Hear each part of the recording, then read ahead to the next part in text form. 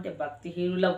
మనము ఇతరులను హింస పెట్టి తరుముచున్నాము అనంటే మనము పాపములో ఉన్నవారం. మనం విడిపించలేకపోతున్నాం గదా!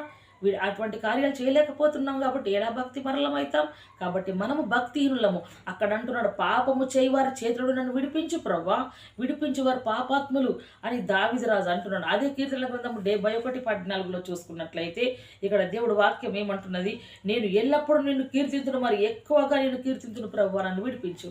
ఆయన ఒప్పుకుంటున్నాడు ఏమని, నేను వారి నుంచి నన్ను విడిపించు, నా ప్రాణంను కాపాడు, నా జీవితకాలం అంతా నేను స్తుతిస్తాను, నేను ఎల్లప్పుడూ నిన్ను కీర్తిస్తా ప్రవ్వా, నేను మరి ఎక్కువగా నేను స్తుతిస్తా, నన్ను రక్షించు ప్రవ్వా, నన్ను రక్షించు అని అంటున్నాడు. ఇంకో స్థలంలో కూడా దావీదు చూసినట్లయితే అంటాడు, మను నిన్ను స్తుతించినా అవి నీ కార్యముల గురించి వివరించిన ప్రవ్వా, నేను రాగల తరాలకు నిన్ను గురించి నేను చెప్తాను, నీ కార్యముల గురించి వివరిస్తా, నన్ను బ్రతికించం ప్రవ్వా అని కూడా దావీదు కీర్తనలోనే దావీదు గారు మాట్లాడుతూ ఉంటాడు. అదే కీర్తనల గ్రంథము 119 అధ్యాయం